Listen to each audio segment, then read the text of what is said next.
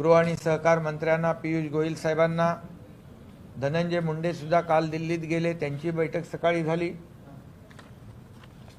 आणि मी देखील गृहमंत्री, सहकार मंत्री आणि पियुष गोयल यांच्याशी बोललो। अजितदादा देखील त्यांचंही बोलणं झालं।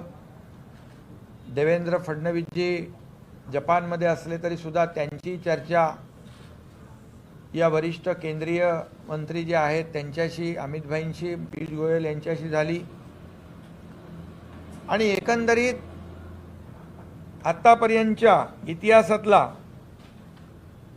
हा निर्णय जो नाफेडने घेतलेला आहे, 2 लाख मेट्रिक टन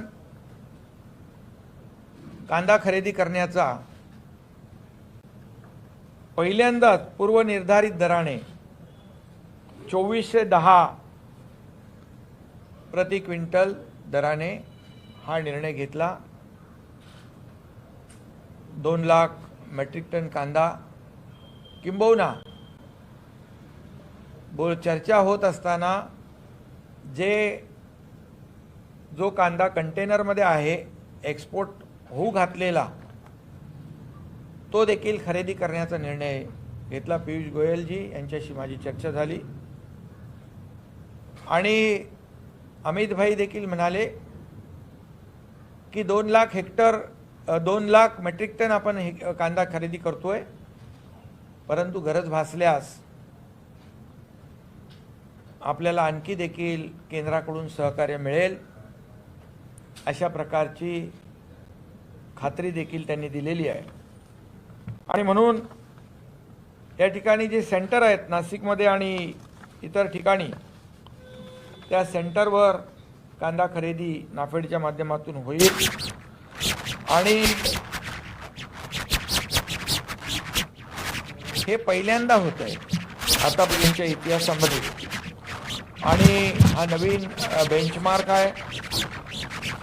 भावात्मक स्पर्धा यामध्ये झाली आणि यासाठी मी राज्याच्या वतीने पुन्हा एकदा मनापासून त्यांना धन्यवाद देतो। जेव्हा राज्य अडचणीत येतं, शेतकरी अडचणीत येतो, तर राज्य सरकार देखील त्यांच्या पाठीशी उभं राहतं। हे आतापर्यंत आपण पाहिलेलं आहे की जेव्हा अतिवृष्टी आहे, अवकाळी आहे, गारपीट आहे झाली, त्यावेळेस राज्य सरकारने सगळे निकष नियम बदलले, बाजूला ठेवले, शेतकऱ्याच्या मागे पाठीशी खंबीरपणे राज्य सरकार उभं राहिलं, त्याला वाऱ्यावर सोडलं नाही। आणि म्हणून कांदा प्रश्नावर देखील आपण मागे देखील सरकारने 350 रुपयाचं अनुदान जाहीर केलं, त्याचं वाटप झालं, हा निर्णय घेतला। आता या मोठ्या संकटामध्ये 2 लाख मेट्रिक टन कांदा किंबहुना चर्चा होत असताना जो कांदा कंटेनरमध्ये आहे, एक्सपोर्ट होऊ घातलेला, तो देखील खरेदी करण्याचा निर्णय घेतला। पियुष गोयलजी यांच्याशी माझी चर्चा झाली आणि अमित भाई देखील म्हणाले की 2 लाख मेट्रिक टन आपण कांदा खरेदी करतोय, परंतु गरज भासल्यास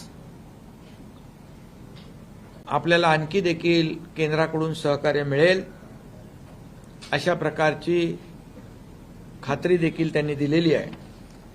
आणि म्हणून या ठिकाणी जे सेंटर आहेत नाशिकमध्ये आणि इतर ठिकाणी, त्या सेंटरवर कांदा खरेदी नाफेडच्या माध्यमातून होईल आणि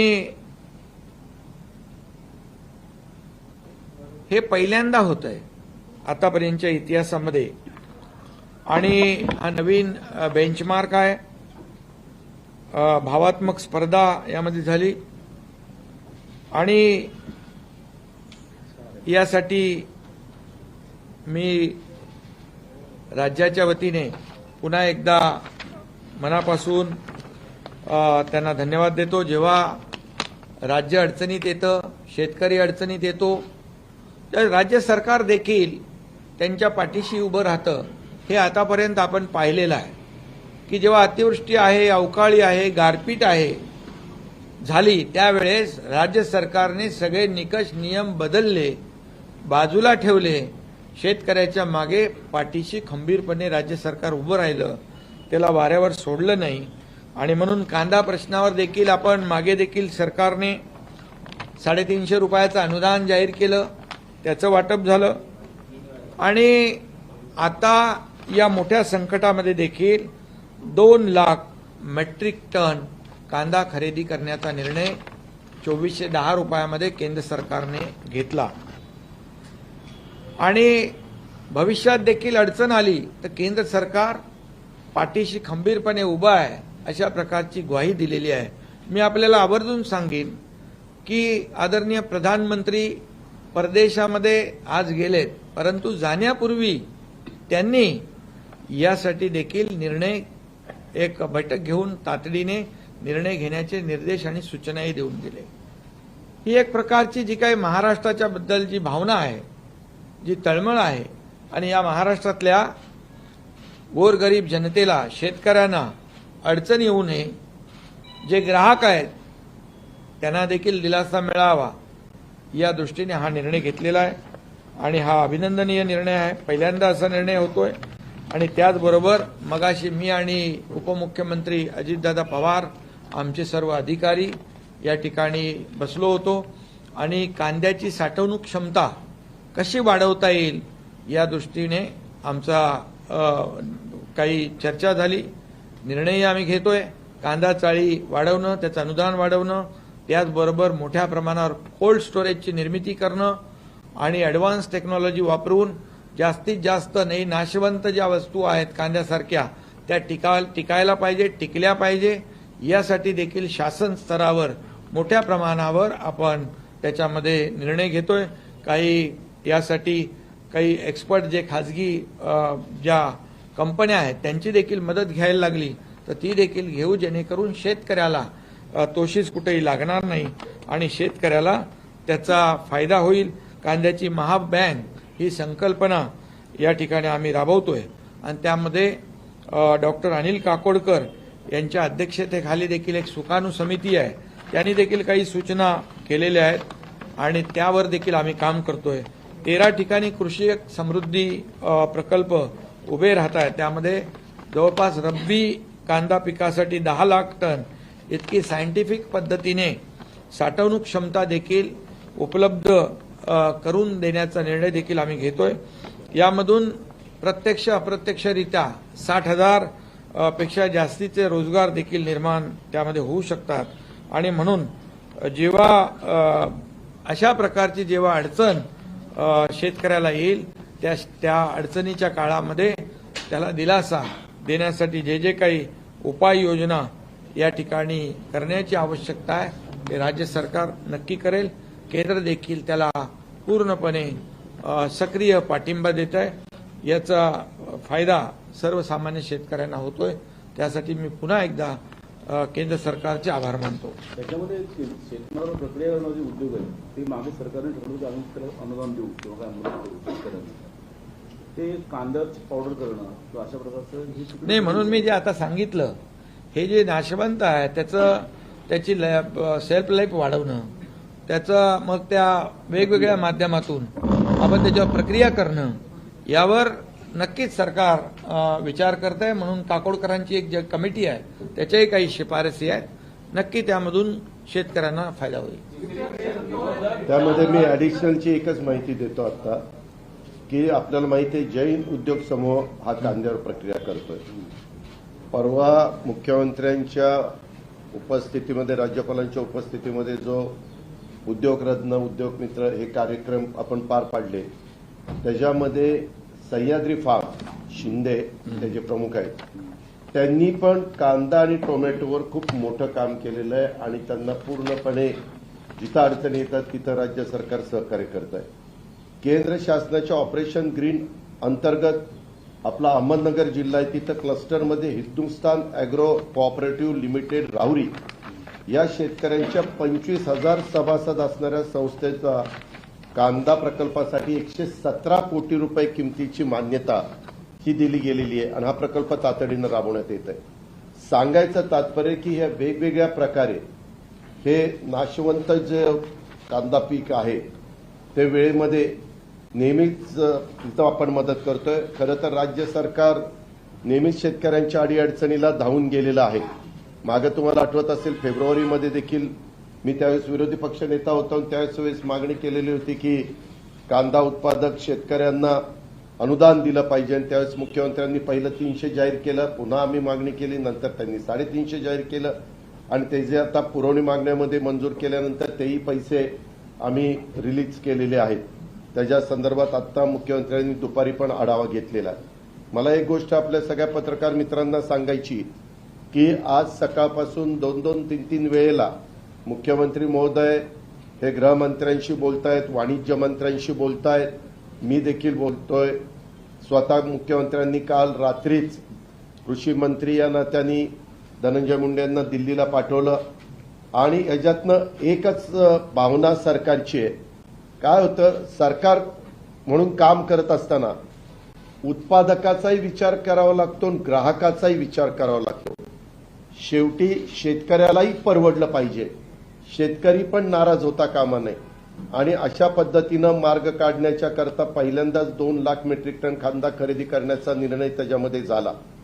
मुख्यमंत्र्यांनी तर दुपारी हा निर्णय घेतलेला आहे की त्यांनी ऑफिसला म्हणजे सांगितलेल्या शासनाला विभागाला किंवा ताबडतोब आपण पत्र तयार करा पंतप्रधानांच्या नावे आणि त्याच्यातनं कांदा साठवणुकीसाठी शीतगृहाची आवश्यकता आहे.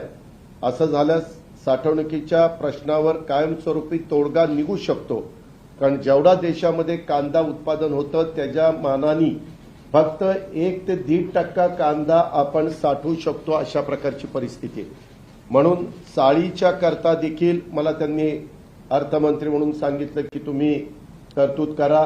या वर्षीची किती तरतूद आहे त्याच्यात अजून किती वाढ केली पाहिजे, कारण कांदाच्या करता साळी तयार केल्या आणि त्याला थोडंसं जास्तीच अनुदान देतो. आता आम्ही 18% अनुदान देतो, ते अजून वाढवायचं असं मुख्यमंत्र्यांनी सूचना दिलेल्या आहेत.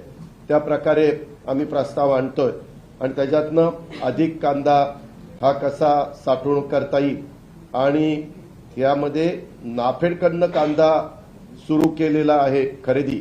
लासलगाव, मनमाड, आळेफाटा, नाशिक जिल्ह्याच्या इतर ठिकाणी देखील कांदा खरेदी सुरू झालेली आहे. ही पण बाब तितकीच महत्वाची आहे. आजूबाजूची जे देश आहे म्हणजे श्रीलंका असेल, बांगलादेश असेल, पाकिस्तान असेल किंवा आखाती देश असेल, इथं आपला कांदा मोठ्या प्रमाणावर निर्यात त्या बाबतीमध्ये होतो. आमची ही पण मागणी आम्ही सरकारला केलेली आहे की जो काही तुम्ही त्याच्या संदर्भामध्ये कांदा निर्यातीच्या बाबतीत जे त्यांनी टॅक्स लावलेला आहे तो त्या बाबतीमध्ये तुम्ही त्याचा फेरविचार करावा. हा शेतकऱ्यांना अतिशय नाराज करणारा निर्णय आहे आणि त्याच्यातून निश्चितपणे मार्ग काढला गेला पाहिजे, अशा प्रकारची आग्रही मागणी आपण त्यांना केलेली आहे. त्यांनी यावेळेस 2410 रुपये भाव जाहीर केलाय आणि त्या प्रकारे आपण आता कांदा तिथं देतोय. मुख्यमंत्र्यांनी असंही आम्हाला सांगितलं की हे जे काही कांद्याचे जर उद्या आणखीन काही परिस्थिती निर्माण झाली तर राज्य सरकार पण त्याच्यामध्ये हस्तक्षेप करेल. एक तर पहिली भूमिका केंद्र सरकार घेईल, परंतु केंद्र सरकारने भूमिका घेऊन देखील काही अजून त्याच्यामध्ये भर टाकायची असेल तर राज्य सरकार महाराष्ट्राचं ते पण त्याच्यामध्ये भूमिका वठवेल, अशा प्रकारच्या सूचना या मुख्यमंत्री महोदयांनी निश्चितपणे दिलेल्या आहेत. आणि त्यामुळं शेतकऱ्यांच्या बाबतीमध्ये कुठल्याही प्रकारचा अशा प्रसंग आला तर त्याच्यामध्ये तातडीनं महायुतीचं सरकार पुढाकार घेतंय आणि देशाच्या पंतप्रधानांनी, गृहमंत्र्यांनी, वाणिज्य मंत्र्यांनी पण त्याच्यात ताबडतोब लक्ष घातलं आणि म्हणूनच यंत्रणा सगळी हललेली आपण बघितलं. आणि कालपर्यंत व्यापाऱ्यांनी कांद्याची खरेदी बंद केलेली होती ती आता काही प्रमाणामध्ये आज सुरू पण झालेली आहे. त्याच्यामध्ये आम्हाला शेतकरी हा महत्वाचा घटक आहे, नंतर ग्राहक आणि नंतर व्यापारी या तिघांनी मिळून एकमेकाला सहकार्य करण्याची गरज आहे आणि तशा पद्धतीनं आम्ही पुढे जाण्याचं ठरवलेलं आहे.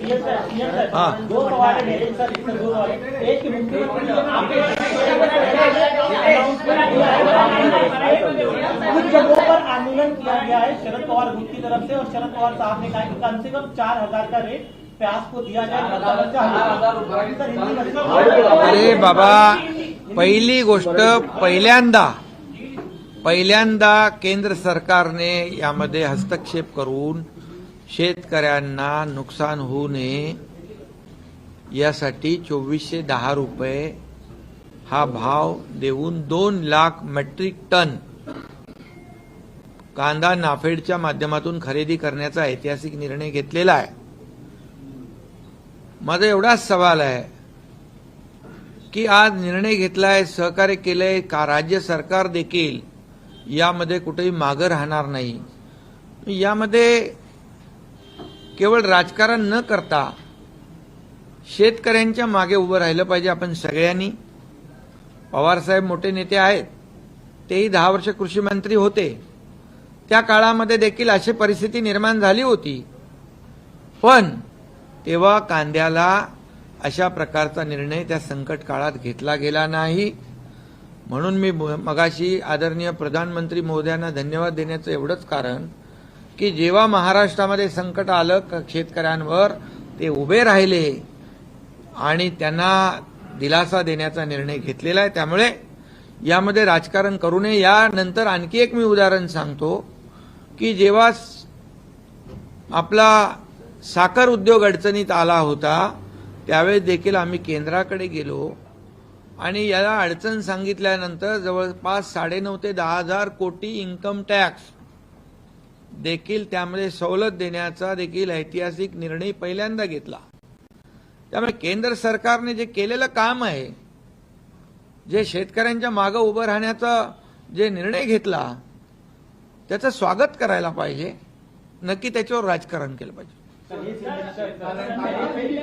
यहाँ पर मैं इतना ही कहूंगा, ये जो प्याज किसान है, प्याज उगाने वाले, उनका जो आंदोलन था, इसमें केंद्र ने हस्तक्षेप किया है। आदरणीय प्रधानमंत्री जी का मैं धन्यवाद देना चाहता हूं। आदरणीय सहकार मंत्री अमित भाई और वाणिज्य मंत्री हमारे पीयूष गोयल जी, इनको धन्यवाद मैं देता हूं, क्योंकि इन्होंने जो निर्णय लिया है, जो किसान संकट में था उसको राहत देने का निर्णय लिया।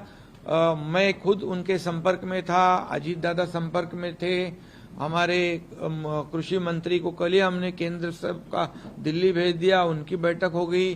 जापान में हमारे उप मुख्यमंत्री देवेंद्र फडणवीस जी, उन्होंने वहां से बातचीत की।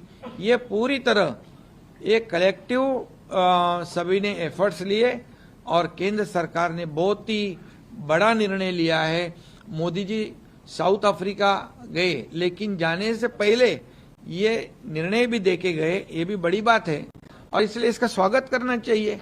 ये पहले बार हुआ है इतना बड़ा निर्णय। 2024 2410 रुपया और 2 lakh hectare metric ton 2 lakh metric ton प्याज जो है ये नाफेड के माध्यम से खरीदी किया जाएगा।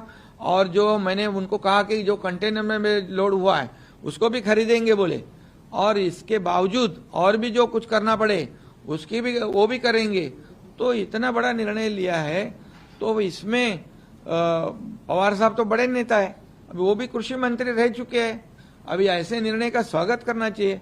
जब ये पहले कभी भी ऐसा निर्णय नहीं लिया, वो भी ले सकते थे ना, उस वक्त भी ऐसे परिस्थिति निर्माण हुई थी।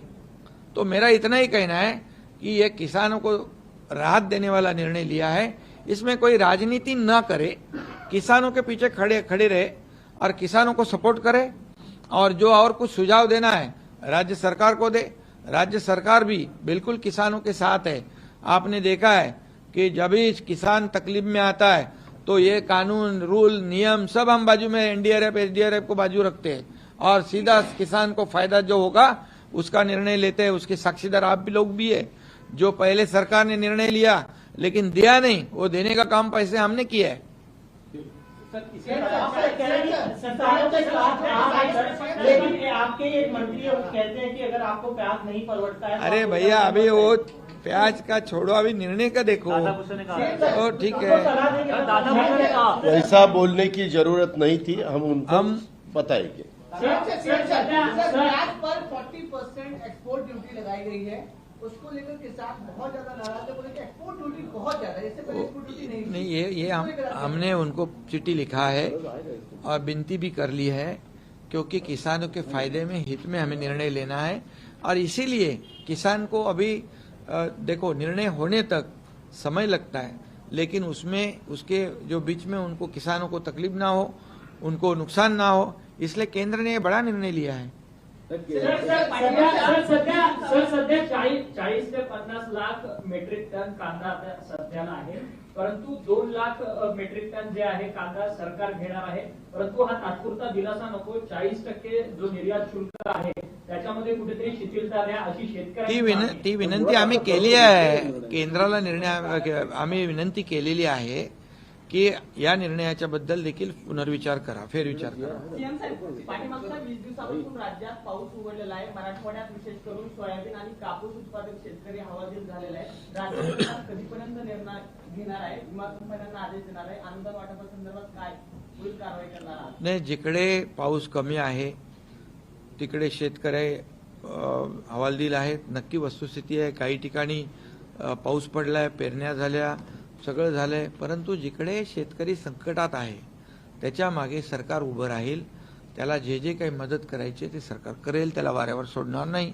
आणि त्याला जोडून मी सांगतो, आत्ताची प्रेस संपल्यानंतर त्याचबद्दलची बैठक आहे। मुख्यमंत्र्यांनी संबंधित सगळे अधिकारी बोलवलेले आहेत, मी पण त्याच्यामध्ये आहे, इतर पण काही मंत्रीगण आहेत, आणि ह्याच्या संदर्भातलं आत्ताचा आढावा, कारण काही ठिकाणी पाऊस न पडल्यामुळं चारा टंचाई निर्माण झालेली आहे, पाणी टंचाई निर्माण झालेली आहे, काही ठिकाणी पिकं अतिशय चांगली आहेत जिथं बऱ्यापैकी पाऊस पडलेला आहे, साठे पाण्याचे मर्यादित आहे, आणि त्या सगळ्या गोष्टीचा एकंदरीत आढावा घेण्याच्या दृष्टिकोनातूनच आपली प्रेस संपल्या ती मीटिंग आहे।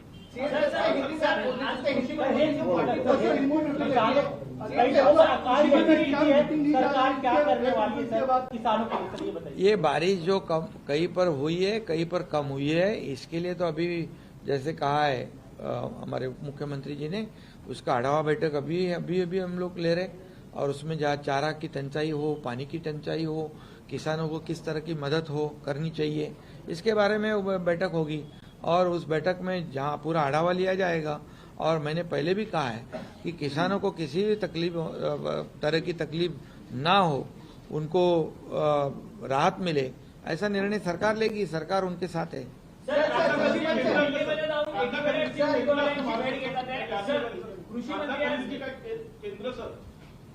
केंद्र सुरू झाले। कृषी मंत्री आज दिल्लीमध्ये जाऊन पियुष गोयल यांची एकीकडे भेट घेतात कांदा प्रश्नासंदर्भात, दुसरीकडे जापान दौऱ्यावरती उपमुख्यमंत्री 5 दिवसाचे आहेत, परंतु ट्विट मात्र उपमुख्यमंत्री करताना पाहायला मिळतात। एकीकडे बैठक सुरू असताना काय अडचण काय प्रॉब्लेम आहे? अडचण काय? सरकारमधलेच घटक आहेत ना हे, कृषी मंत्री काय?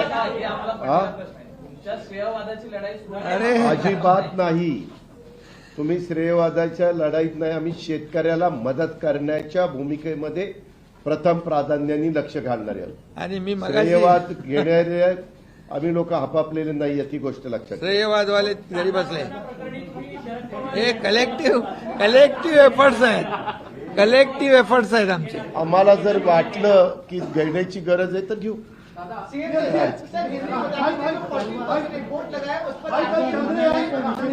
चंद्रयानवरती बोला ना, हिंदीमध्ये बोला, चंद्रयान कल है ना, इम्पोर्टेंट है, सुबह से चलाएंगे, कल उतरेंगे ना।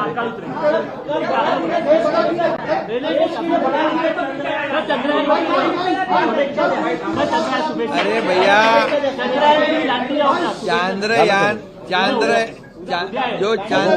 उतरू दे ना, काय करतोय? मागच्या पिढीच्या परंपरा आणि पुढच्या पिढीच्या अपेक्षा यांना एकाच छताखाली एकत्र आणणाऱ्या तुमच्या मनातल्या घराला भेट द्या। रिडेव्हलपमेंट क्षेत्रातलं कोथरूड मधलं सगळ्यात विश्वसनीय नाव बढेकर ग्रुप, नाते विश्वासाचे।